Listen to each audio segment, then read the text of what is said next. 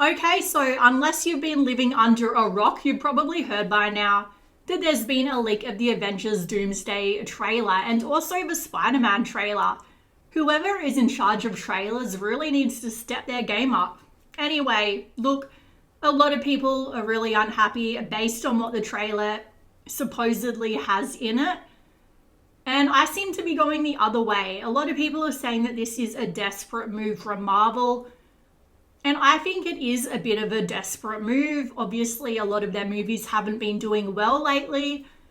But you know what? I think it's also that they're starting to finally listen to the fans and what we want. And a lot of people want a return to what those original movies did well and why they worked so well. And I know I speak for a lot of people, not everybody, but a lot of people when I say we want less Pedro Pascal. So if we can add as many people to Doomsday as possible, that means we get less Pedro Pascal at least. So there's that. And if we're having a lot of cameos, bring back Zemo. That guy was funny. I want more Zemo.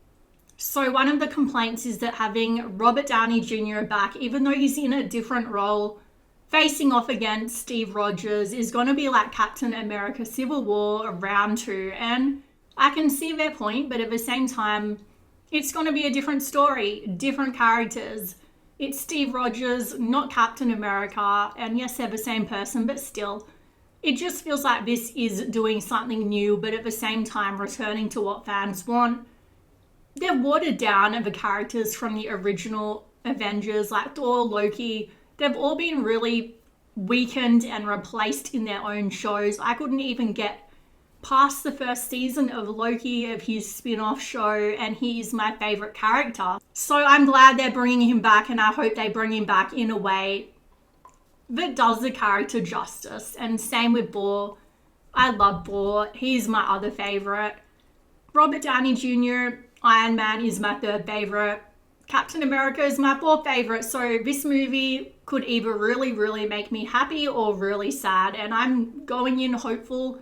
I have a tiny, tiny, tiny little fleck of hope left in Marvel. Now let's talk about the elephant in the room, what a lot of people are unhappy about. And that is bringing back Steve Rogers, even though he isn't going to be Captain America in this. A lot of people are saying he's going to overshadow Sam Wilson and his role as Captain America. He'll always be Falcon to me. Don't get me wrong, I really liked Falcon. I'm not just saying that, I did. I thought his relationship with Captain America, when he was first introduced as a character, it was really good. And they had this like bromance going on. I really enjoyed it. As Falcon, he shined. But as Captain America, no. It's always going to be Steve Rogers. But I can understand the arc of him wanting a different life and passing the torch to someone else. But that should have been Bucky. It was so obvious from the start, like where it should have gone. We had Bucky being this guy that even though it was against his will and he was brainwashed, he did these horrible things. He's on a search for redemption. He has the same super soldier serum fuel powers.